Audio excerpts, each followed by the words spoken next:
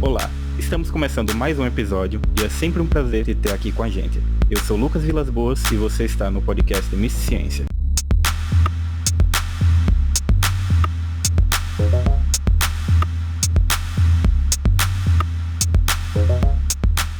O episódio de hoje encerra o nosso ciclo de entrevistas do mês de maio sobre a prática do tarô em tempos de pandemia. Dessa vez, teremos uma conversa com Emanuel Velasque. Emanuel Velasque tem 36 anos e é geminiano do dia 31 de maio. Nascido em Porto Alegre, serviu na Força Aérea Brasileira por 7 anos, trabalhou como bancário e tem experiência com gestão de pessoas e equipes. Abandonou o ambiente corporativo após o infarto e decidiu se dedicar ao autoconhecimento. É formado em Programação Neurolinguística, pela qual realizou palestras e treinamentos presenciais na área de inteligência emocional, incluindo entrevistas para rádio e TV. Atualmente, ele se dedica apenas ao tarô, em 3 frentes de atuação. Primeiramente, atendimentos focados em previsão de futuro, aconselhamento, orientações e análise de situações. Em segundo lugar, tem o seu canal no YouTube, onde ele realiza previsões semanais para os 12 signos do horóscopo. E, por fim, as aulas de tarô, que vão do básico ao avançado. Ele já realizou mais de 3.000 atendimentos de tarô e o canal no YouTube já passou dos 2 milhões de visualizações. Você pode encontrá-lo lá no Instagram pelo @emanuel.velasque, no YouTube no canal Emanuel Velasque e no seu site www.emanuelvelasque.com. É uma satisfação tê-lo aqui conosco, Emanuel. Seja muito bem-vindo. Lucas, eu que agradeço a oportunidade, muito obrigado, tenho certeza que vai ser um bate-papo muito enriquecedor, de muita troca, conta com a minha disponibilidade pra gente ter esse bate-papo aqui e eu fico muito feliz pelo convite, né, participar desse projeto do Misticência e realmente uma grande gratidão para quem tá ouvindo nós também, então já desejo boas energias a todos. Nós do Miss Ciência que agradecemos a participação, porque só pela sua bio de apresentação já tem muita coisa que torna a sua presença bastante interessante, que desperta a nossa curiosidade pra gente bater um papo, pra gente conhecer mais. Então, logo na sua apresentação eu falei sobre o fato de você ter passado a se dedicar ao autoconhecimento e abandonado o ambiente corporativo após o infarto. Você pode me contar mais sobre essa sua experiência e o seu envolvimento com a espiritualidade? E também, ainda nessa linha da pergunta, se você segue alguma religião, alguma doutrina específica, ou se você é adepto de um espiritualismo mais sincrético, que tem influência de várias linhas distintas.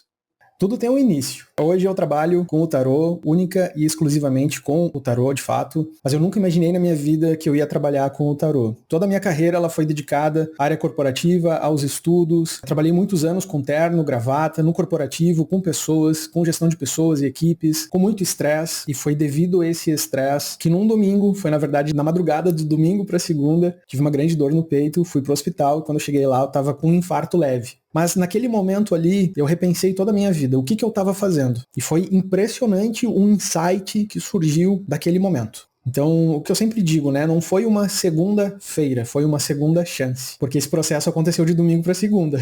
Então, no outro dia, né, eu cheguei na empresa, tirei o crachá, pedi demissão, e aí, a partir daquele momento, exatamente naquele momento, a minha vida ela estava mudando de uma forma completamente profunda, e eu não sabia que isso estava acontecendo, mas simplesmente eu joguei pro universo e pensei, alguma coisa importante vai acontecer aqui. Nesse processo pós-demissão, eu me encontrei, né, no mercado de trabalho novamente, buscando uma recolocação. Só que muitas dúvidas vieram para mim sobre a minha vida, o que eu estava fazendo, para onde eu queria ir, o que eu estava vivendo, será que eu estava sendo feliz naquele momento? Será que eu queria realmente ter a vida que eu estava tendo? Será que eu era um cara legal, Lucas? Eu me perguntei muito isso. Será que eu era uma pessoa benquista pelas outras pessoas? E as respostas que eu encontrei naquele momento acho que não foram muito boas, não foram muito positivas, não. Isso me fez procurar o autoconhecimento. Aí começamos uma fase muito importante que foi olhar para dentro. Descobri crenças limitantes, crenças potencializadoras, e nesse processo todo eu fiz treinamentos imersivos de programação neurolinguística, onde a gente fica num hotel, passa por diversas experiências, faz a cura interior, enfim, coloca para fora muito das emoções. É um momento muito íntimo, mas ao mesmo tempo muito esclarecedor e que traz muitas mudanças. Eu acredito que todo mundo um dia poderia se permitir a ter esse tipo de experiência porque é incrivelmente revelador. Eu gostei tanto que eu comecei a fazer mais cursos de programação neurolinguística, até que eu cheguei na formação e a partir da formação eu comecei a trabalhar com palestras e treinamentos na área do autoconhecimento e da inteligência emocional, que é saber lidar com as nossas emoções, com as nossas crenças, com o passado, com o presente, projetando para o futuro, mas acreditando muito mais em si do que desacreditando. Nesse processo todo, eu comecei a fazer trabalhos voluntários.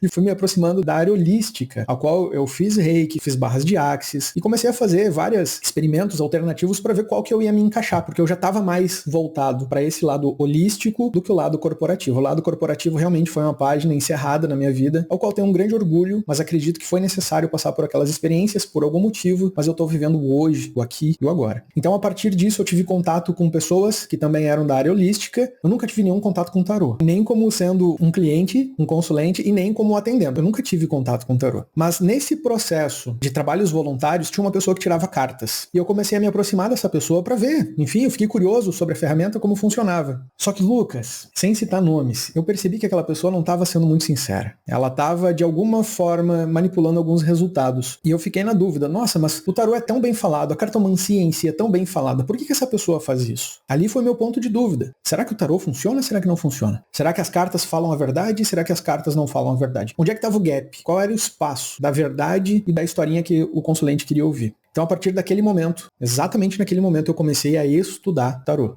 Então eu comprei um livro, me dediquei, comecei a ler esse livro, comecei a estudar e foi amor à primeira vista, Lucas. Foi algo que um olhou pro outro ali, rolou uma química e a partir daquele dia, nunca mais o tarô saiu da minha vida. Então foi uma jornada, foi um processo que se iniciou e cada vez mais é uma bolinha de neve que só aumenta. E aí, a partir daquele momento ali, eu comecei a estudar o tarô, fiz algumas tiragens para pessoas próximas e vi que estava dando certo as respostas e eu pensei, nossa, mas então tem uma ferramenta muito interessante aqui na mão, onde eu posso ajudar muitas pessoas. E foi assim que eu ingressei na área do tarô. E não parei mais. Eu acho bem interessante porque vem muito essa questão de que não é uma certeza que leva a gente para os caminhos da espiritualidade, é a dúvida. E através da dúvida a gente descobre os caminhos. Porque eu acho que o mais interessante não é a gente descobrir o certo ou o errado, mas a gente aproveitar a jornada e descobrir as coisas à medida que a gente vai dando esses passos. É bastante interessante essa questão de que o seu despertar espiritual, se é que eu posso botar nesses termos, ele vai acontecer depois de um infarto. É algo que é físico, é o seu corpo dando um anúncio, aquele botão de emergência de vamos parar um pouquinho por aqui. A vida que você está levando, ela não está me fazendo bem. O próprio corpo fala com a gente, da mesma forma que a gente tem essa relação tão forte com a espiritualidade, com a mentalidade, o nosso corpo também se comunica muito bem e ele precisa estar reconectado com os nossos interesses mentais e espirituais, que muitas vezes nós nem racionalizamos no dia a dia. E isso surge como um acaso. Mas eu acho que talvez você não seja muito adepto da crença de que os acasos existem dessa forma. Porque nenhum acaso é acaso. Coincidência é uma coisa que parece impossível de acontecer. E você estar em trabalhos voluntários, conhecer uma pessoa que estava ali lendo cartas de tarô e despertar sua dúvida, não em relação ao oráculo, porque eu vejo que muita gente tem dúvidas em relação à funcionalidade do oráculo em si, e não à prática do próprio tarólogo. É uma discussão que, durante os estudos sobre o tarô, eu tenho visto. Qual é o limiar do papel do tarólogo? O quanto ele deve ser sincero em relação ao que ele coloca na consulta? Tiragens que soem mais negativas, elas devem ser ditas da forma que o tarólogo interpretou? Ou será que elas devem ser amenizadas? Isso chega a ser uma farsa? Isso chega a ser uma mentira? Ou é uma forma de se lidar profissionalmente com a pessoa que está do outro lado? Porque a gente está falando de uma relação espiritual, mas também uma relação trabalhista. Então, tudo isso entra em jogo e a gente não sabe ainda muito bem quais são os limites disso, quais são as questões mais profundas nisso. E é muito bom ter ouvido de você sobre essa chavinha virada, né? Que você saiu do ambiente corporativo e foi para o campo do autoconhecimento. Então, nesse primeiro momento, eu gostaria que você falasse um pouco mais sobre a questão da programação neurolinguística. É um termo que eu tenho pouco conhecimento, tenho muito pouco contato, e gostaria que você falasse um pouco mais, se pudesse, sobre isso. Claro, posso falar bastante, sim. Eu só queria complementar minha primeira resposta, que eu acho que esqueci de complementar, né, sobre a espiritualidade. Então, eu sou espírita, eu não era praticante, não ia no centro espírita, apenas li alguns livros, assim, voltado à área espírita. Depois do infarto, de fato, eu me aproximei muito mais da espiritualidade, no sentido do espiritismo, de fato. sou espírita universalista, eu acho que chama, né? Eu acredito em ET, eu acredito em energia, outros planetas, eu tenho a mente muito aberta para várias coisas assim que podem estar acontecendo paralelamente, inclusive. Mas eu não misturo isso com o tarô. Eu gostaria de deixar isso bem definido, né? Porque o tarô é uma ferramenta oracular e no meu caso, pessoalmente falando, eu não misturo a minha espiritualidade diretamente com o tarô. Então eu não atribuo as leituras à minha espiritualidade. Mas, claro, eu mantenho a minha espiritualidade sempre em alta, sempre me conectando de forma positiva com seres de luz. Talvez isso seja até uma consequência, mas é indireta. Eu não forço que isso aconteça. A outra coisa que eu gostaria ali também de comentar sobre o que você disse, eu acredito que a índole está nas pessoas e não nas cartas. Uma pessoa mal intencionada ou bem intencionada, ela pode ter em qualquer área, em qualquer profissão. Na verdade, qualquer profissão, você tem uma pessoa muito bem intencionada e uma pessoa que pode estar se aproveitando da situação. A gente não tem conhecimento sobre o profissional que a gente está indo, então a gente acaba ficando à mercê do que a gente está recebendo de informações. Então eu acredito que isso não é das cartas. Hoje, eu tenho convicção que as cartas falam a verdade.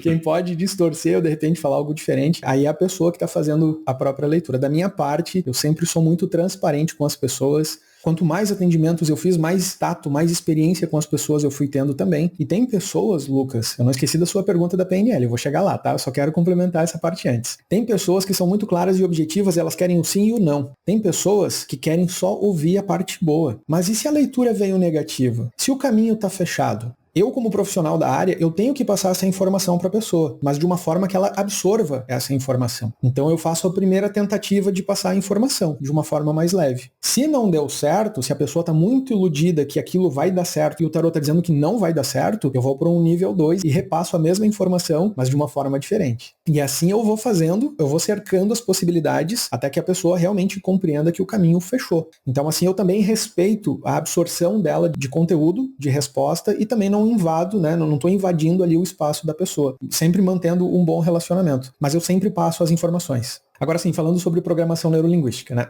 Mudando aqui um pouquinho. Programação neurolinguística é um nome que se dá para a nossa programação de comportamentos. Então todos nós somos programados a viver a nossa vida. Então você, Lucas, você quando era criança, você recebeu informações das pessoas que estavam à sua volta e você criou um modelo de vida que para você é uma verdade absoluta. Eu tive outro modelo de vida, então a minha verdade é totalmente absoluta, diferente da sua. A minha realidade é baseada nas minhas crenças e a sua realidade é baseada nas suas crenças. E todos nós temos essa realidade que a gente chama de mapa. Então, cada mapa é diferente. O meu mapa de realidade é um, o seu mapa é outro, e a programação neurolinguística é o que limita esse mapa. Quando nós temos programação neurolinguística, neura vem do neural e linguística vem de comunicação. Então é a nossa comunicação restabelecida. Por exemplo, uma quebra de crença limitante. É uma reprogramação neural. Por isso que nós temos hoje, está muito em alta, inclusive, essa questão de crença limitante, ressignificar crenças, e ainda bem que a gente está indo nessa direção, justamente para conseguir compreender traumas que aconteceram lá no passado e que hoje a gente não tem acesso. Então, isso fica muito perceptível durante as leituras também, porque eu faço leituras aos pares. Faço leituras aos pares, é sempre um arcano maior e um arcano menor por método, por casa de método ali. E quando abre, por exemplo, uma mandala, que são 26 cartas, as 12 mais a carta 0 vezes 2, que é 2 cartas por 26. Então ali, se sai muito naipe de espadas, por exemplo, eu já sei que a pessoa, o consulente, o cliente, ele tá vivenciando momentos de muitas crenças. Crenças que estão limitando ele de sair, de mudar essa realidade e de perceber outras coisas na vida. Às vezes, as cartas são incrivelmente abertas, mas a pessoa tá vivendo uma realidade tão negativa, tão pessimista, sofrendo tanto internamente ela consigo mesma, que ela não consegue ver a luz do sol. Então, o meu trabalho, além de fazer a leitura de cartas, é virar a parte de orientação e falar para ela, ó, meu amigo, minha amiga, esse caminho aqui é o caminho que você vai chegar onde você tá buscando. Muitas vezes, Lucas, até mesmo indicando psicólogos, psiquiatras, indicando um acompanhamento holístico, uma sessão de hipnose, justamente para a pessoa conseguir ressignificar aquele trauma, aquela situação, aquela crença limitante que ela está vivendo. Então a programação neurolinguística ela vai diretamente nessa programação dos nossos comportamentos. Nós somos resultados das nossas ações. As nossas ações vêm dos nossos comportamentos. O comportamento vem das nossas emoções, e as emoções vêm dos nossos pensamentos. Então é tudo uma questão de cadeia, que a gente fala muito de gatilhos mentais. Quando desencadeia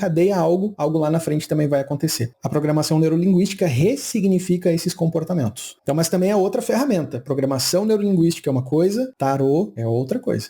Muito interessante, eu tinha ouvido muito pouco sobre isso. E sobre essa questão da sua prática do tarô, você citou a questão de que você é espírita, um espírita universalista, e que sua prática do tarô ela não está ligada a essa sua crença espiritual. Eu vejo que são várias linhas que os tarólogos seguem. Tem tarólogos que vão mais para as linhas espiritualistas, tem tarólogos que vão mais para a linha terapêutica, uma linha psicológica. Então, na sua visão em relação ao tarô, você vê o tarô como um instrumento de autoconhecimento que opera no campo da psicologia humana, mais ou menos como os arquétipos junguianos, esse debate em relação aos arquétipos do inconsciente coletivo mesmo, e como você disse que o tarô não mente. Você acredita que, apesar de as duas coisas não estarem conectadas no seu trabalho, que o tarô em si, o oráculo em si, ele tem uma relação com a espiritualidade?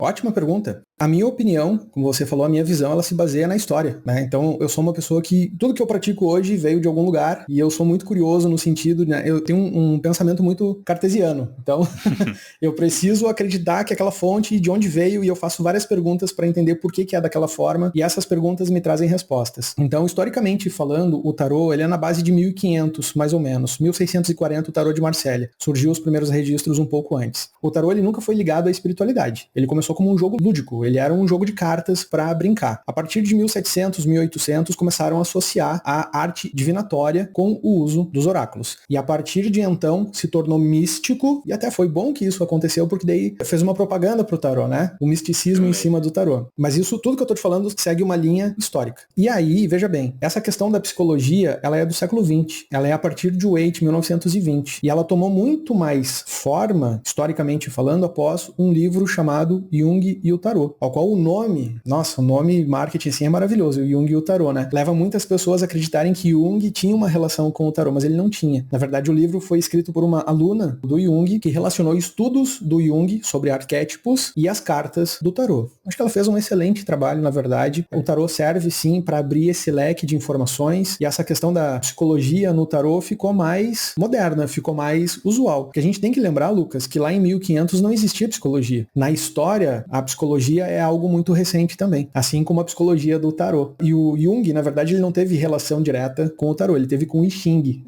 E aqui tem um ponto importante. Quando a gente fala arquétipos do tarô, esse é um assunto, na verdade, muito sensível, inclusive, porque o tarô não tem arquétipos, meu amigo. Existem imagens arquetípicas nas cartas. Um arquétipo, por exemplo, você não consegue desenhar ele. Não tem como você desenhar um arquétipo de mãe. O que é um arquétipo de mãe? Pode ser muitas coisas. Imagina dois amigos na floresta. Dois amigos na floresta. Um deles machuca a perna e o outro amigo carrega no ombro. Naquele momento, o arquétipo de mãe está acontecendo. Então, o arquétipo de mãe e os demais arquétipos, eles podem se explicar e se demonstrar em diversas formas. Não teria como desenhar um arquétipo. Mas, no tarô, nós temos a simbologia, que é o tarô de Marsella, que é a linha simbologista. E a partir dessa simbologia, nós temos pequenos elementos que formam imagens arquetípicas, mas não arquétipos. E aí nós temos as cartas do tarô. Então, só para passar essa, que é a minha visão, mas baseado na história, tá?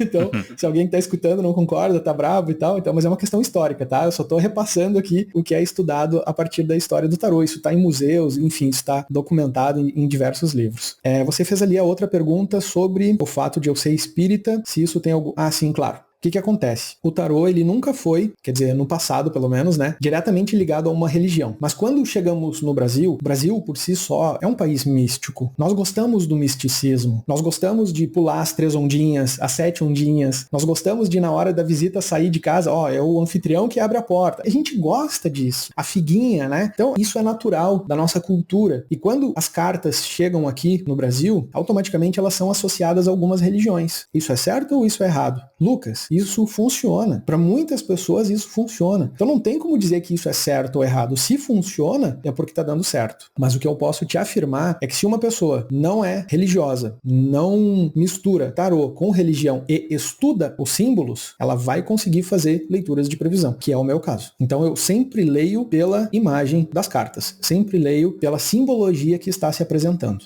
Não sei se eu consegui responder a tua pergunta, que eu tentei resumir, mas trazer vários conteúdos para formar uma linha de raciocínio. Não, respondeu perfeitamente, trouxe mais elementos. Inclusive, eu vou aproveitar o momento para deixar algumas indicações de leitura. Jung e o Tarô é escrito pela Sally Nichols. Tem também alguns livros bastante interessantes sobre a história do tarô. Temos um recente de 2022 da Isabelle Nadone, que é a História do Tarô, que ela já vai trazer muito da simbologia do tarô. Ela é uma historiadora, trabalha na Biblioteca Nacional da França. Então conseguiu todo todo o material que ela utilizou para a confecção de seu livro dentro dessa biblioteca. Então são documentos datados desde o século XIV, ela vai fazer um histórico das cartas de jogar, antes das cartas de tarô, até chegar às cartas de tarô, que é muito interessante e muito rico. E de 2009 tem um livro que não foi traduzido para o português, da pesquisadora australiana Ellen Fairley, A Cultural History of Tarot. É um livro que eu também me baseei bastante nas minhas pesquisas, ele traz muitas informações que depois a Isabelle Nadoni ela vai desenvolver melhor, ressaltar algumas dessas informações. Há alguns conflitos, claro, porque a ciência histórica ela está sempre em movimento, a gente sempre descobre coisas novas, mas são dois livros que se complementam muito bem e que eu deixo aqui como indicação para os ouvintes, porque se você quiser saber mais sobre a história do tarô, são livros que eu considero basilares, e sobre a questão da psicologia e o tarô caminhando juntas, esse trabalho da Sally Nichols, Jung e o Tarô, também é exemplar, essencial para o entendimento disso.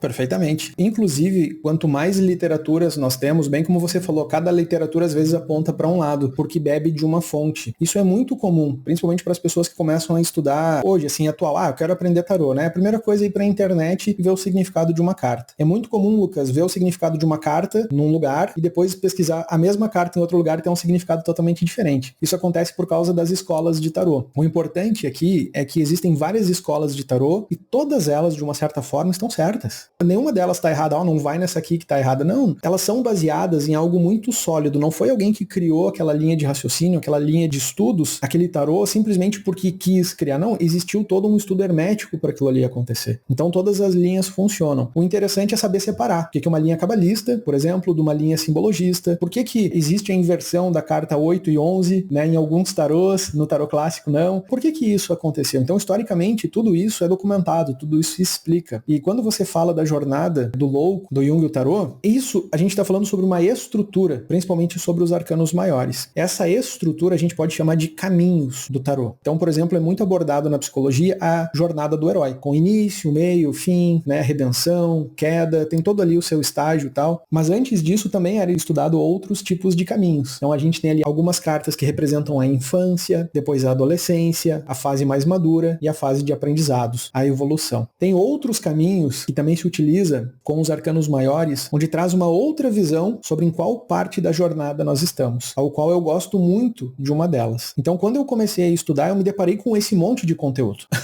E aí eu pensei, eu não vou conseguir aprender tudo isso ao mesmo tempo. Eu vou ter que me dedicar a uma linha só, eu vou ter que me dedicar a uma linha de estudo só, e é essa aqui que eu vou me especializar. Por quê? Porque eu quero atender com previsão de futuro. E eu não quero errar as previsões, eu quero acertar as previsões. Eu acho que isso todo tarólogo busca, né? A gente quer acertar e ter o cliente ali satisfeito com a resposta, mas retornando porque a gente acertou a leitura. Então, o caminho de estudos que eu sigo, que eu segui, que é o que eu passo nas minhas aulas, nos meus cursos, é a linha de modelo que eu aplico no meu dia a dia. Então, eu não estudo todas as linhas que existem, porque eu não teria nem tempo hoje para fazer isso e nem disponibilidade. Mas eu me especializei na que eu pratico, então hoje realmente é muito satisfatório os atendimentos, dentro da estrutura que eu estudo. Eu acredito que ninguém tem a possibilidade de conseguir adentrar todas essas linhas, porque são muitas e elas vão surgindo e vão evoluindo com muita facilidade, muita rapidez hoje em dia, devido ao acesso à informação. Toda essa questão de, por exemplo, o Tarô Visconti Sforza, ele voltou a ser reeditado, ele está sendo relançado e é um dos baralhos mais vendidos do mundo atualmente. E já traz uma simbologia da era medieval, que já traz novos significados e um novo sistema de representações particular desse baralho. Da mesma forma que pessoas que utilizam o tarô de Thoth é outra coisa, o tarô de Rider-Waite é de outra forma. Então, cada tarô, e principalmente a partir do século XX, que vai ter uma explosão de baralhos que vão ser baseados em linhas espirituais específicas, você vai ter o Osho Zen Tarô, você vai ter o tarô da Mãe Terra, tarôs ligados à cura de chakras. Tudo isso vai depender muito do interesse particular do consulente e do estudante, se a pessoa estiver com o interesse de se aprofundar mais nesse tema. Agora, retornando a esse ponto da questão do tarô enquanto um elemento psicológico, elemento psicoterapêutico, e o tarô enquanto um elemento místico. Porque eu faço parte de alguns grupos de tarô, em algumas redes sociais, para poder observar essa movimentação para a pesquisa que eu estou realizando. E eu vejo que existe um certo... Qual é o termo que eu uso? É um sentido meio persecutório por parte de um setor dos tarólogos, que são dessas linhas espiritualistas, em relação ao tarô nessa pegada psicológica, nessa pegada junguiana. Já havia um movimento de dizer que isso é uma mentira. Estão dizendo que o tarô, ele não é um elemento místico de origens egípcias. Já cheguei a ver discussões desse tipo, de que toda essa discussão científica, comprovada historicamente e pautada na psicologia, é, citando aqui, então botando aspas, uma balela. Você, na sua experiência enquanto tarólogo, na sua experiência com clientes e com outros tarólogos, já chegou a se deparar com esse tipo de embate entre pessoas que tinham uma linha mais espiritualista, mais mística, e quando se depararam com o seu tipo de trabalho, chegaram, ei, não é bem assim? Interessante a pergunta, né?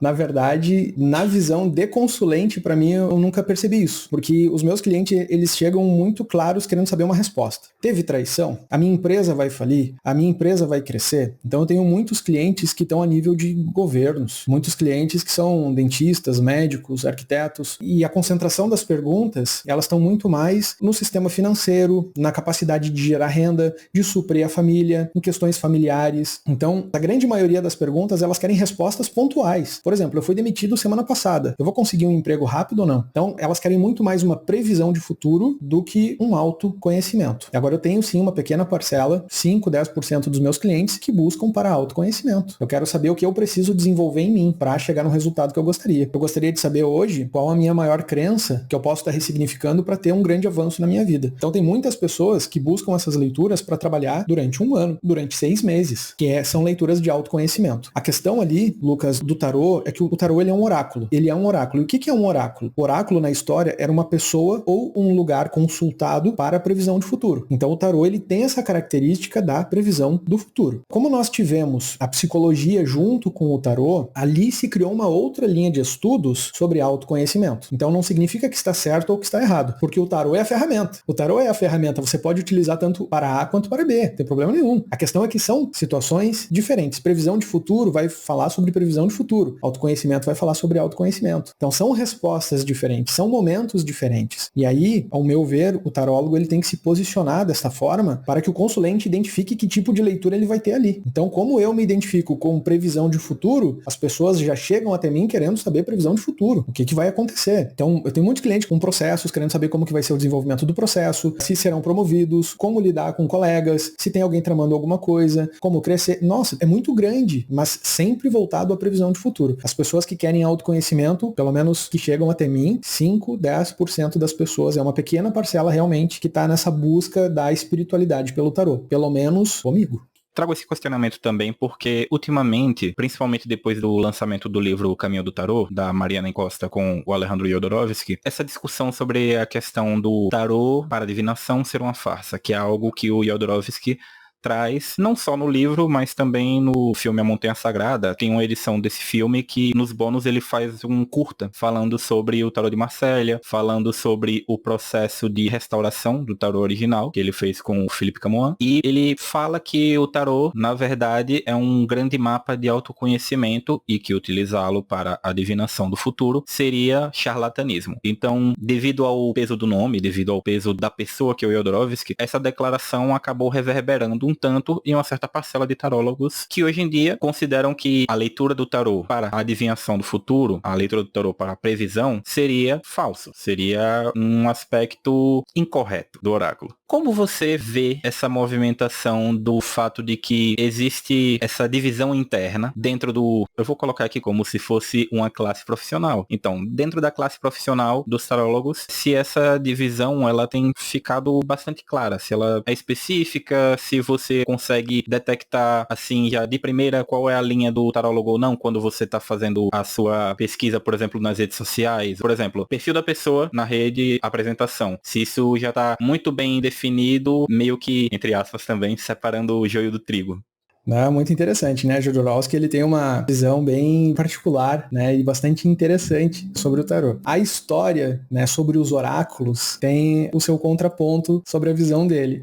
historicamente falando. Mas é bastante interessante a visão dele. Sim, é muito fácil, Lucas, de identificar uma pessoa pela bio dela, o tipo de linha que ela segue. As poucas palavras já é o suficiente para identificar, pelo menos no meu caso, para identificar o que a pessoa quer dizer e de onde ela tirou aquela informação. Eu acompanho bem pouco, na verdade, tarô pela internet, para ser bem sincero. Mas algumas poucas pessoas que eu acompanho, e tem muitas pessoas novas, assim, que eu também gosto de buscar, para saber, para ver, para acompanhar o movimento. Mas eu não tenho tempo tanto para estar me dedicando como eu já me dediquei mais a isso no passado. Mas sim, se a pessoa ali, por exemplo, vira um 7 de ouros, dependendo do que ela tá falando sobre o 7 de ouros, eu já sei de qual livro, de onde ela buscou aquela informação ali. Se ela desvira um 2 de espadas, eu já sei a linha de raciocínio dela. Então, hoje é muito fácil identificar. E os arcanos maiores também, dependendo do arcano maior, o que ela tá falando ali, já dá para saber de onde ela veio, quem foi o professor ou quem escreveu o livro. Então, sim, dá para identificar a linha que a pessoa tá seguindo. Conheço muitas pessoas da área do tarô que fazem leituras de autoconhecimento, e aí realmente não é que elas refutam a ideia da previsão, mas elas não compreendem como o tarô faria previsão de futuro, sendo que 90%, 95% da história do tarô é sobre previsão de futuro, né? Os 5% da história que a gente tem que é sobre psicologia, mas tudo bem. Mas elas acreditam no autoconhecimento delas e tá perfeito, sem problema nenhum. Agora, quem estuda previsão de futuro consegue entender os dois lados. Vai entender por que dá para fazer a previsão de futuro e dá para entender por que dá para fazer autoconhecimento também. Agora, já partindo para um outro bloco de perguntas, vamos entrar um pouco na questão de tempos de crise, momentos de dificuldade, pandemia. Primeiramente, eu gostaria de saber, o tarô faz parte do seu cotidiano e, sem considerar a prática profissional, pessoalmente, quando você está passando por algum tempo de crise, por algum momento de dificuldade, você vê o seu contato com o tarô se intensificando, se modificando? E como é que isso aconteceria? Qual é mais ou menos o movimento mental, o movimento psicológico que está envolvido nisso? Você gostaria de saber se eu tiro cartas para mim, é isso? Isso. Eu raramente tiro cartas para mim. Raramente, e eu vou explicar por que isso eu ensino em aulas, ensino em curso, e é realmente, eu só ensino, Lucas, aquilo que eu aplico na minha vida, tá bom? Então, tudo aquilo que eu apliquei, tudo aquilo que eu já vi acontecer, é isso que eu passo para as pessoas. Então, o tarô, ele tá muito ligado à nossa energia, à nossa camada energética, tá? O tarô, respondendo uma pergunta lá atrás também, ele faz a leitura do campo energético, dos registros acásticos. Então, ele faz essa leitura, assim como o pêndulo também faz, e outras ferramentas também fazem. Bom? Então é dali que vem as informações. Ah, de onde que vem? Vem do campo energético. Aí eu faço algumas leituras para mim no sentido de empreendimentos. Então hoje eu me considero não só um cartomante, mas como um empresário da área do tarô. Porque toda a minha vida financeira profissional gira em torno do tarô, das frentes de atuação que eu tenho. Então eu tenho que pensar como empresa para conseguir sustentar e levar cada vez mais adiante o meu negócio, que são as cartas. Então, tirando cartas para as pessoas e aquilo acontecendo como previsão de futuro, elas voltam. Então existe um interesse da minha parte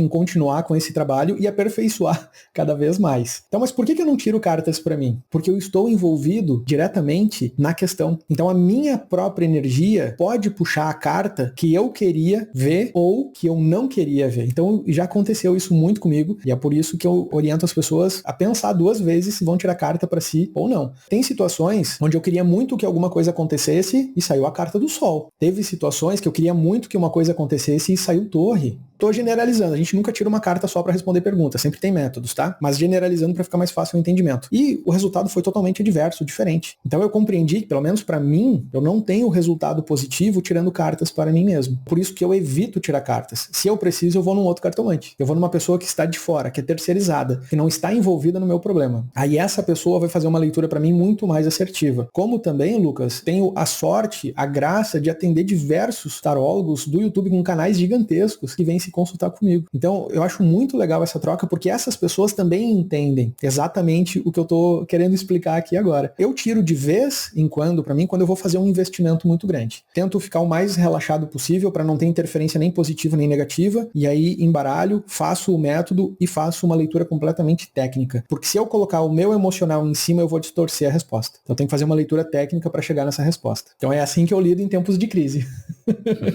Então, nesses tempos de crise, você recorre a outras pessoas e acaba intensificando também o seu contato com o tarô, né? Para tirar mais dúvidas em relação àquele momento, ou você acredita que não chega a se tornar tão mais intenso do que no cotidiano?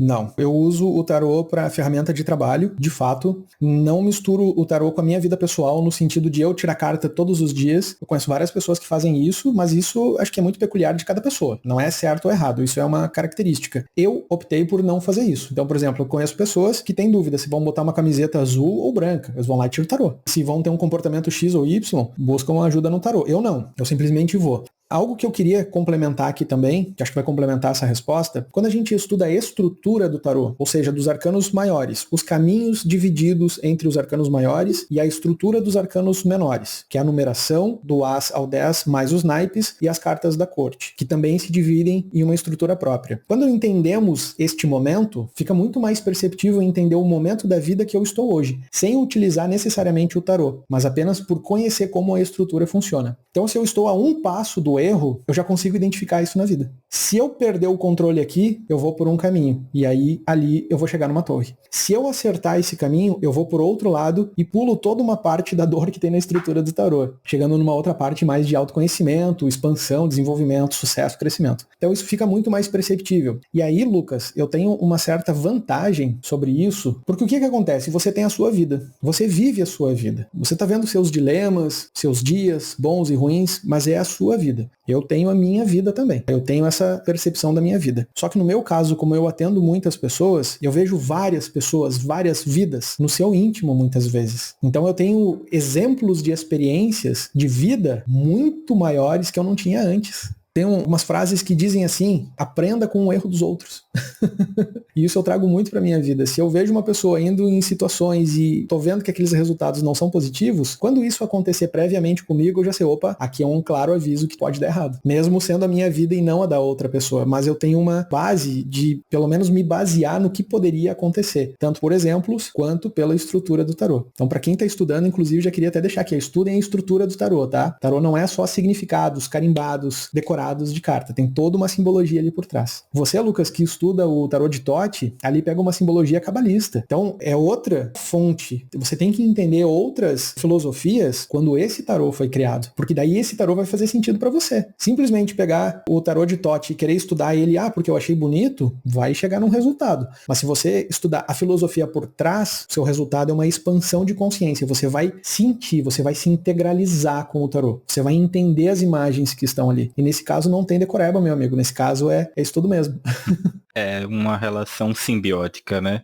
Maravilhosa. Bom, durante o período de pandemia, como ele foi pra você? Se você pode falar um pouco sobre isso, espiritualmente e emocionalmente. Como esse período do coronavírus, principalmente ali entre março de 2020 e, digamos, julho de 2022, que é mais ou menos até onde vai durar a alta. Como foi que você se sentiu durante esse período? Quais foram as mudanças emocionais e espirituais principais durante esse momento? Eu acho que esse momento ele tem duas frentes muito importantes para eu comentar aqui. Primeiro foi a minha vivência como ser humano, como pessoa, e depois foi como tarólogo atendendo as pessoas que chegavam até mim. Então, acredito que essas duas experiências são interessantes. No meu caso, claro, eu fiquei muito mais recluso, né? Fiquei muito mais na minha casa, fiquei muito mais no meu canto, me aproximei muito mais da espiritualidade, mas deu um grande salto espiritual, grande salto, tanto por vídeos do YouTube, contato com outras filosofias, contato com outras formas de ver o mundo. Eu não tenho preconceito nenhum, então eu estudo, eu vejo, eu gosto de experimentar, ver relatos, assistir experiências, sabe, entender o que aconteceu com aquela pessoa, porque eu não tenho muito esse tipo de experiência, então eu gosto de ver o que está acontecendo com as outras pessoas. Nesse sentido, eu me senti muito mais próximo da espiritualidade, me senti muito mais amparado pela espiritualidade. Foi para mim um grande momento de contato com o meu eu interior. Então eu, como ser humano, como pessoa, como Emanuel Velasque, eu senti um grande contato da espiritualidade, senti uma grande proteção em volta de mim, da minha família também. Não me senti, particularmente falando, preocupado, temeroso, simplesmente segui o que era necessário seguir naquele momento, que era evitar contato, que era ficar em casa, sair só quando necessário, aquela coisa toda, mas passei de uma forma tranquila, tá? Não tive medos, receios, bem pelo contrário, eu acho que isso aumentou muito mais a minha espiritualidade e fortificou muito a minha presença espiritual. Por outro lado, agora trazendo a outra versão do tarólogo, né, como atendente, eu tive um grande boom nos atendimentos, Lucas. 2020, período de pandemia, foi, profissionalmente falando, o melhor período da minha vida. Foi ali que deu um grande boom na minha vida, um grande start. Antes da pandemia, eu atendi em 5 cidades na região metropolitana de Porto Alegre. Porto Alegre, Canoas, Sapucaia, São Leopoldo e Portão. Cada dia da semana eu estava num lugar atendendo o tarô. Tinha deslocamento, tinha custos, tinha que sublocar, tinha que almoçar, enfim, tinha um monte de custos envolvidos. Com a pandemia eu comecei a atender online. Então eu reduzi todos esses custos a praticamente custo zero, só pagava a internet. E de vez em quando eu comprava um tarô, né? Porque ficava velho e aí eu tinha que renovar ali a ferramenta. Mas sim, cresceu muito, cresceu muito. Tem um número aqui para te falar, ó, o ano de 2020, que foi quando eu comecei a contabilizar o número de atendimentos, tá? Foram 123 clientes e 245 atendimentos no ano de 2020. Isso foi muito absurdamente maior do que aconteceu em 2019. Então eu tive, falando sobre tarô, atendimentos, tá? Eu tive muito mais facilidade, os clientes chegavam a mim de uma forma muito mais fácil. Tive um pequeno problema de pagamento, porque naquela época era tudo por boleto, então eu tinha que enviar o boleto, esperar o pagamento, caía na conta, nossa, era difícil. Aí veio o Pix, então o Pix facilitou muito meus atendimentos, triplicou os atendimentos também. Eu tive ali uma outra questão, que foi o auxílio emergencial. Muitas pessoas se consultaram comigo por causa do auxílio. Então seriam clientes que não chegariam até mim se não tivessem aquela questão ali. E foi nesse período de pandemia. As perguntas, naquele núcleo de 2020, foi voltado a relacionamentos, Lucas. 70%, 80% a relacionamentos, a ama, não me ama, que as famílias começaram a conviver mais próximas, mais juntas, começaram a ter mais diálogo, começaram a ter mais conflitos, e ali começou a muito relacionamento terminar, muito extraconjugal. Nem todas as pessoas ficaram em casa no ano de 2020. Muitas pessoas fizeram festa, foram pra praia, fizeram carnaval, foram a jogo de futebol, enfim, sabe, a coisa funcionou. Falando sinceramente, muita coisa funcionou. E essas pessoas vinham se consultar comigo, e eu atendia elas. Então eu tinha uma noção do que estava acontecendo. Minha vida particular era uma, mas como profissional atendendo, eu atendia essas pessoas normalmente. Então, espiritualmente falando, para mim foi uma grande conexão espiritual, um grande boom mesmo, grandes insights, assim, grandes contatos com grandes nomes. E acho que para muita gente também, muito canal do YouTube começou na época de pandemia, muito canal de espiritualidade cresceu na época de pandemia. O meu canal de tarô, ele é pós-pandêmico, começou de uma forma despretensiosa, inclusive, mas é pós-pandemia, eu nem tinha pensado em criar canal no YouTube. Então a minha visão é essa. Eu acho que o período de pandemia, para a ferramenta como o tarô, acredito que muitas pessoas buscaram o oráculo como fonte de resposta, autoconhecimento, previsão, até mesmo pelos seus anseios que estavam tendo naquele momento ali.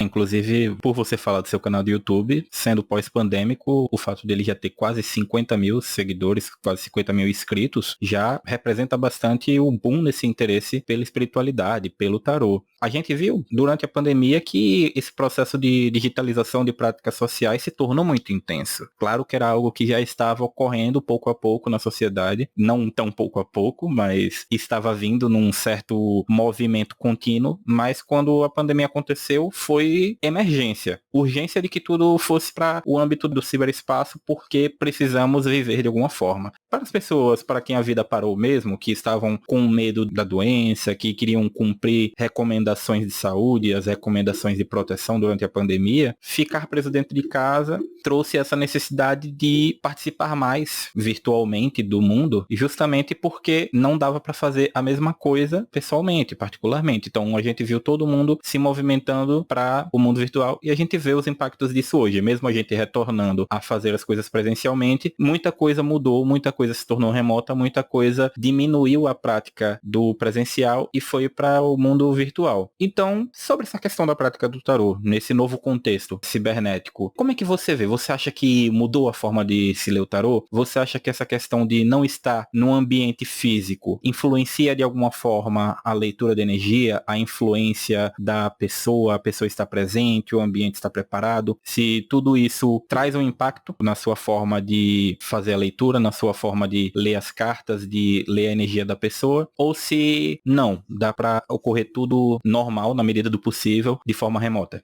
Então, hoje eu atendo 100% online, né? Alguns anos já, desde a época da pandemia, onde realmente eu comecei a atender online. Então, a minha experiência diz que a presença da pessoa ali não se faz necessário para ter uma resposta plausível, né? Lembrando que eu trabalho com previsão de futuro, sobre o que vai acontecer e sobre o que não vai acontecer. Sobre essa questão, só fazendo um paralelo, tem vezes que tem como mudar o futuro, tem vezes que não tem como, tá, Lucas? Tem cartas que permitem essa abertura, tem cartas que não permitem. Então, isso também é dito, isso também é falado pro consulente, até onde ele pode ir, até onde ele não pode mais. No meu caso, não muda nada, a pessoa tá longe, a pessoa tá próxima, até porque eu que embaralho e eu que tiro as cartas aqui. O tarô, ele se conecta com a energia da pessoa, e não com a parte física dela, sim com a parte energética. E aí, a energia funciona como o pensamento, meu amigo. Você pode estar no planeta Terra, a outra pessoa pode estar lá em Andrômeda. Não tem problema nenhum, vai conectar. A outra pessoa pode ter partido para um outro plano, tá em uma outra dimensão, vai conectar também, porque é energia. Então, claro, quando faz um atendimento presencial, é interessante que o consulente tire as cartas. Tem um momento dele ali, de ele participar, mas o consulente tirando as cartas, ou eu tirando as cartas, não vai mudar a resposta. Isso eu tô te falando a partir da minha experiência, a partir da carreira que eu tô construindo e a partir de tudo que acontece na minha vida hoje.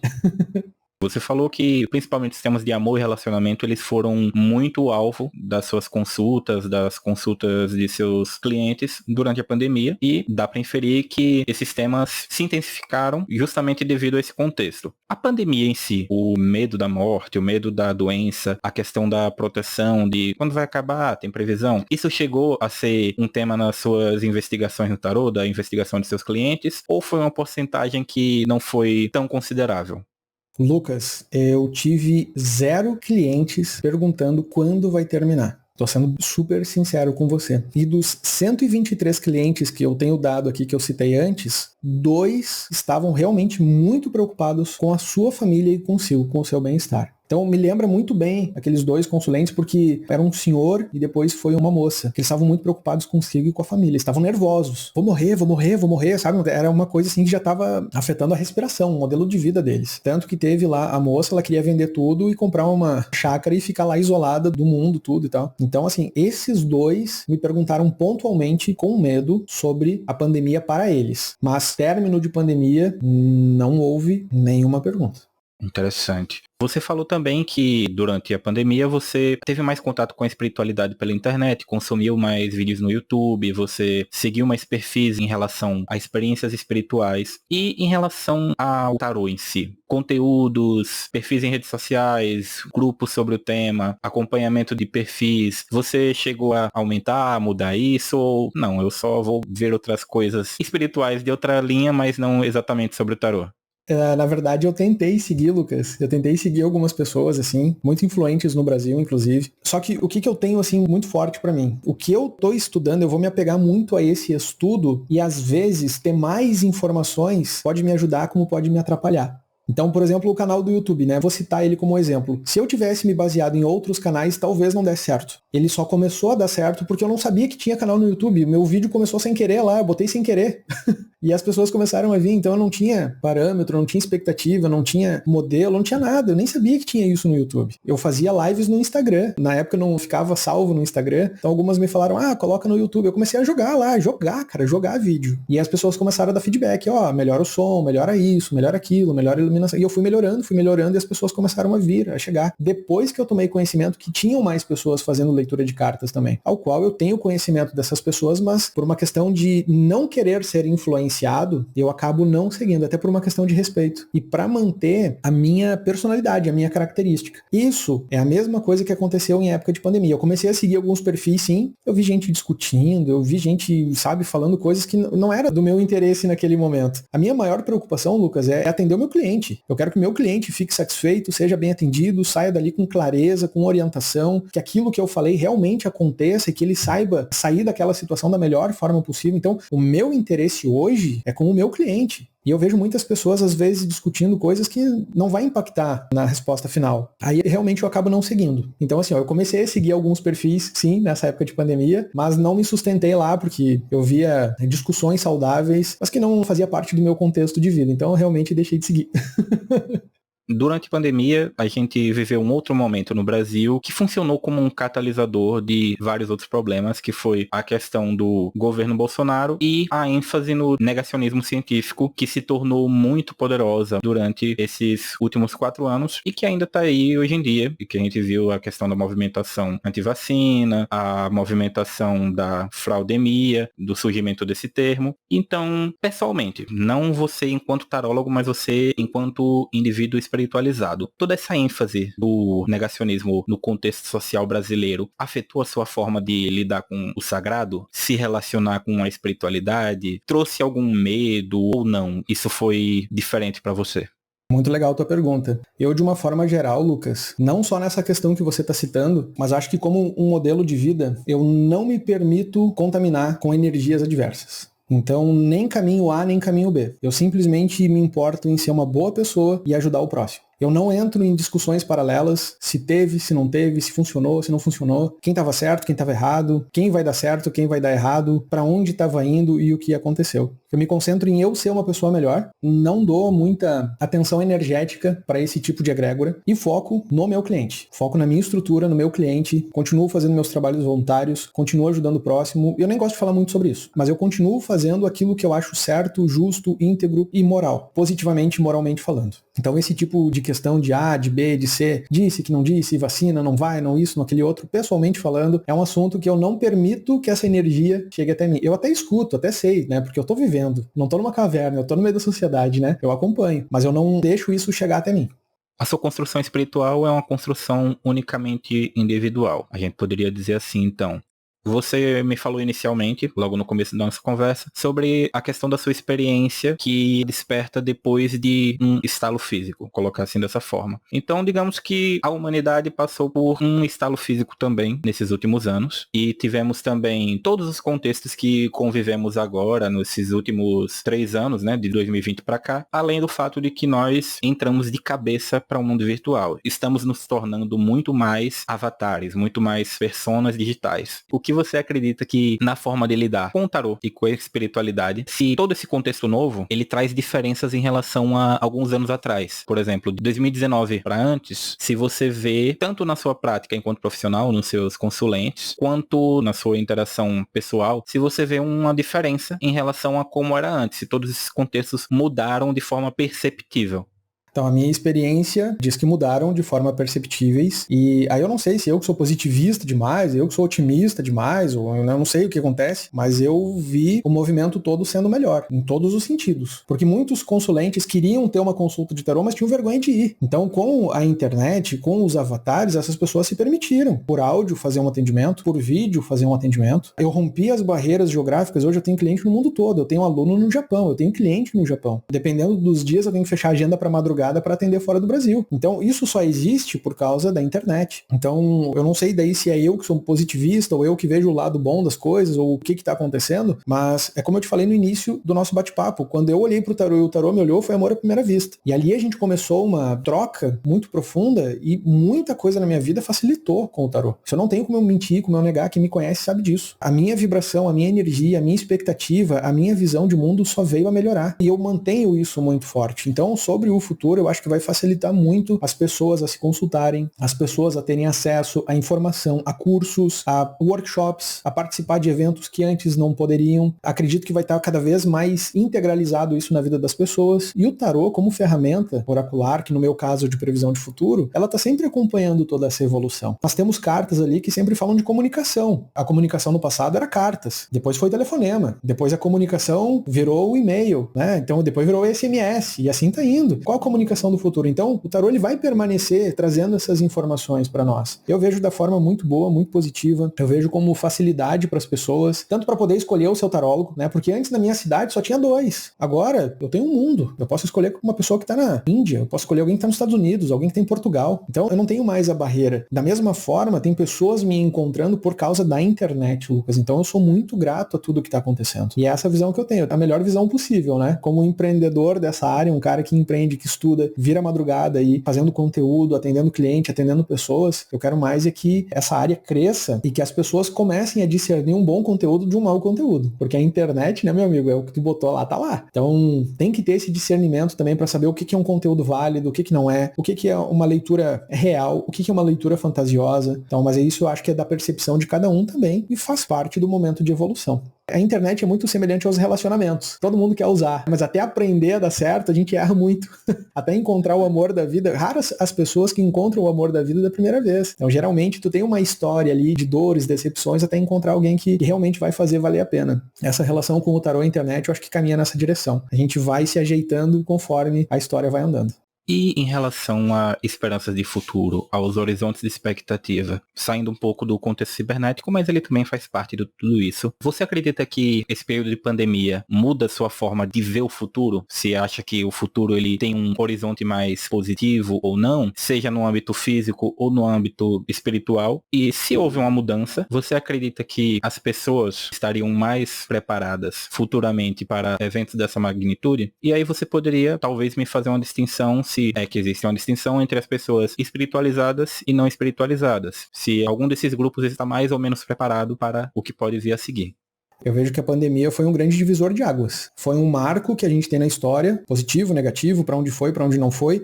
É inevitável que algo aconteceu naquela época. Então ficou registrado ali. Eu acredito que hoje a gente poderia estar muito melhor. Eu acho que as pessoas poderiam ter um nível de consciência muito maior e muitas pessoas perderam entes queridos naquela questão ali, outras pessoas não perderam e simplesmente não se importaram, outras pessoas não perderam e se importaram. Então tem vários núcleos, vários movimentos acontecendo. Eu acredito sinceramente que o mundo poderia estar muito melhor, tá? Muito mais consciente de algumas coisas, mas ao mesmo tempo, no âmbito físico, eu estou falando agora, muitas pessoas tomaram a liberdade de defender a sua ideia, o que é maravilhoso. Sinceramente, eu acho maravilhoso, tá? Quando as pessoas conversam. Só que quando entra num clima de atrito, de briga, porque a minha verdade é melhor que a sua, aí começa a tua verdade é melhor que a minha, e a gente não se entende, aí ali eu já acho que tem uma perda de energia, porque não tem ganhador, sabe? Então eu acho que foi muito para esse lado das pessoas entrarem em pontos de atrito ao invés de se resolverem. Já pelo lado espiritual, muitas pessoas acordaram durante a pandemia, muitas pessoas estavam... Sabe quando a gente acorda na cama e abre os olhos? Pois é, acho que muitas pessoas levantaram da cama, realmente entenderam o que estava acontecendo e começaram a se afastar um pouco do plano físico e se aproximar mais do plano espiritual, sabendo que depois vai ter algo muito maior e elas já estão se preparando para isso. Então eu vejo a pandemia como um grande divisor, como se fosse um Y, caminho 1 e caminho 2. Algumas pessoas tomaram o caminho da espiritualidade, se conectaram muito mais com a essência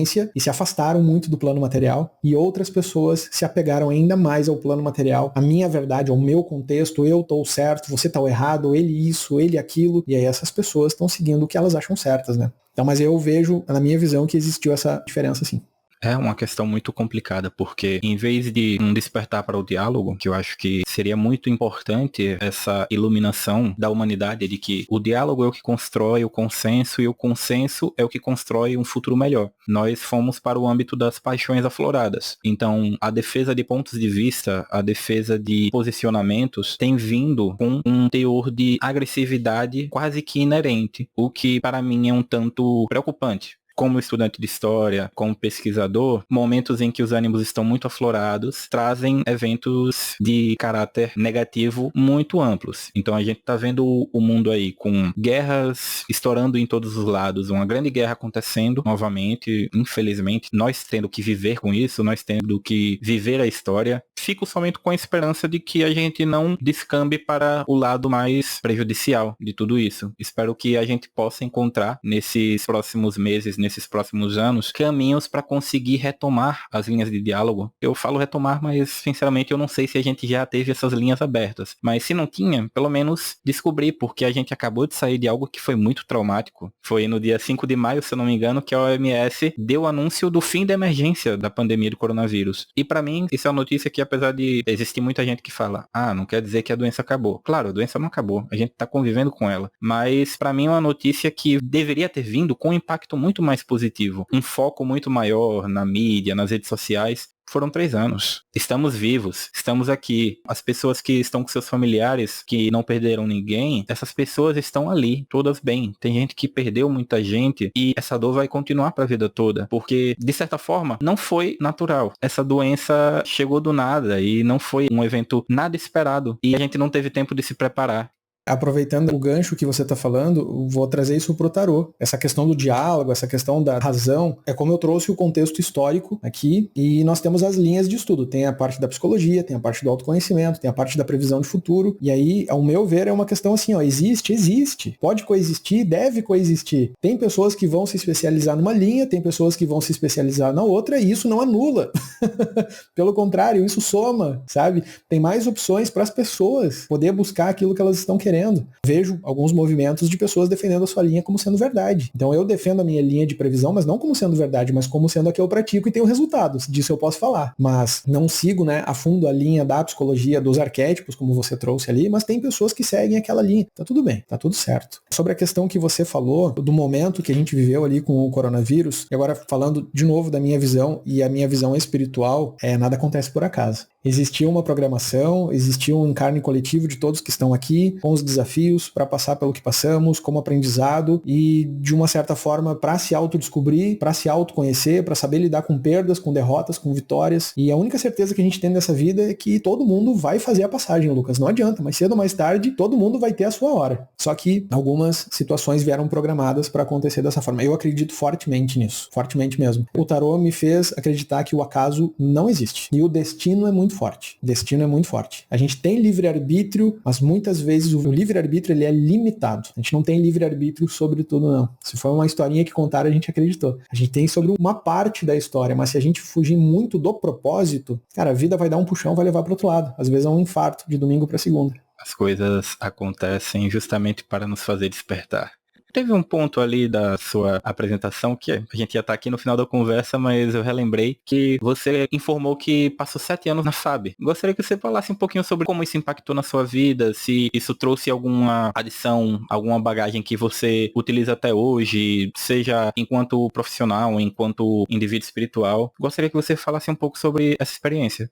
Eu vou te dizer que essa experiência ela foi muito boa para mim. Acredito que naquele momento foi necessária. Eu me alistei com 18 anos, como normalmente acontece, e acabei servindo lá por esse período. Foi uma experiência tão positiva, ao meu ver, mas ao mesmo tempo muito negativa, na mesma proporção. Porque o tempo que eu estava na FAB, eu tive a oportunidade de conhecer pessoas incríveis, histórias incríveis, viajar, conhecer outros estados, outras pessoas. Então realmente foi maravilhoso a experiência que eu vivi lá dentro. Eu tenho muito orgulho e muito carinho por aquele momento que eu vivi naquela época. Mas ao mesmo tempo, foi um período que eu não vivi aqui fora. Quando eu saí do quartel, eu saí praticamente pedindo meu primeiro emprego lá com 16, 17 anos. Que eu tinha dedicado muitos anos a uma área e aqui fora totalmente diferente. O que eu agreguei de lá? Eu acredito que responsabilidade, horário, chegar nos horários, isso foi trabalhado muito forte em mim, eu sempre me policiei nesse sentido, e muito disso tem a ver com os meus atendimentos hoje também, acho que é uma característica minha que eu carrego de horários. Então toda quarta-feira no meu canal tem live às 20 horas, não é 21 nem 19h59, é 20 horas. Então eu sempre me programo para fazer as coisas e eu acho que isso não é burocratizar a vida, burocratizar é uma outra coisa, eu não sou um cara burocrático, eu sou um cara facilitador, eu gosto que as coisas aconteçam de uma forma fácil e corretas. E eu acho que isso eu trouxe muito da Força Aérea. Isso eu aprendi, desenvolvi lá, errando muito, aprendendo muito, vendo lideranças muito positivas, ao qual eu gostei muito de trabalhar com essas pessoas, e vendo muitas lideranças negativas também. Pessoas que eu pensei, nossa, eu não posso me tornar uma pessoa assim. Então acho que isso também foi um aprendizado, tanto positivo quanto negativo. Acho que aquela experiência moldou muito da pessoa que eu sou hoje, e tudo que está acontecendo acho que eu devo bastante àquela época ali, principalmente em questão de responsabilidade, questão de integrabilidade. Mas foi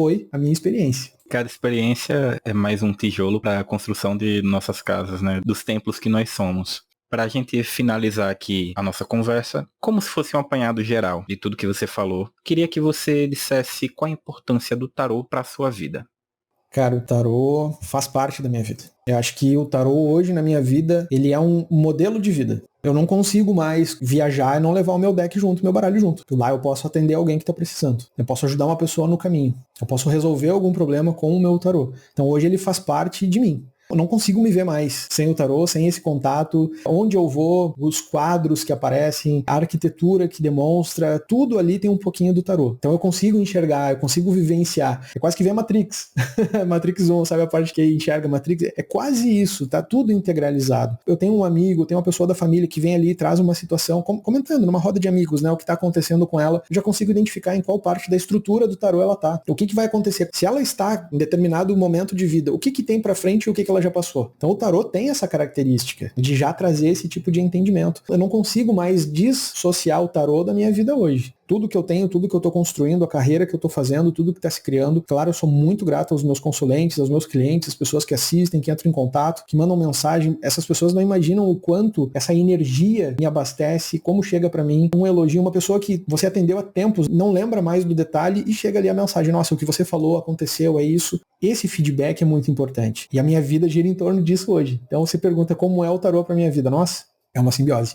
Perfeito. Olha, Manuel, muito obrigado por ter participado do nosso podcast. Essa conversa foi simplesmente incrível. Foi muito aprendizado para uma noite só. E eu sei que a gente poderia passar aqui horas e horas conversando, trazendo mais coisas, porque você tem muitas experiências, assim, bem particulares mesmo, como você já tinha falado. E a gente do Misciência só tem a agradecer pela riqueza da sua contribuição com o nosso trabalho, com nossos estudos, com a nossa pesquisa. Novamente, muito obrigado por fazer parte do nosso podcast. Eu recebo com muito carinho, Lucas, eu que agradeço o convite, a recepção, espero contribuir de forma positiva. Eu acho que isso é muito importante quando a gente se doa querendo ajudar o próximo, quem está ouvindo, ou até mesmo trazer alguma clareza por algo sutilmente que a gente fala. Então acredito que muitas pessoas também podem fazer esse trabalho de forma indireta, né? Simplesmente em compartilhar boas energias. Eu que agradeço a oportunidade, muito obrigado, fico sempre à disposição, um grande abraço a todos. Finalizamos aqui a nossa série de episódios de maio voltados à prática do tarô em tempos de pandemia. Fique por dentro das novidades e conheça mais sobre o tarô e o misticismo nas nossas redes sociais. Estamos no Instagram pelo @Misticiencia, no YouTube com o canal Projeto Misticiencia e no Spotify com o podcast Misticiencia. Também temos o nosso site, o portal Misticiencia, que é o misticiencia.wordpress.com. Continuamos com nossa pesquisa sobre a prática do tarô em tempos de pandemia via Google Forms, que, ressaltando, é aberta a todo mundo que lê, pratica, estuda e tem qualquer tipo de contato com o tarô. O questionário tem somente 20 questões objetivas, é super rápido de responder e você pode acessá-lo pelo link da bio no nosso Instagram. Lembrando também que, na última parte do formulário, você pode deixar seus dados caso queira participar de nossas lives e podcasts. Estamos organizando as entrevistas a serem realizadas nos próximos meses e se você for profissional, estudante, consulente, leitor por hobby, espiritualista, tarotista terapêutica e quer contar sobre as suas experiências com o tarô durante a pandemia, nós queremos te ouvir. Estamos de braços abertos para te receber aqui em nosso podcast ou em nossas lives realizadas no Instagram. O podcast Misciência se despede por aqui. Até o próximo episódio.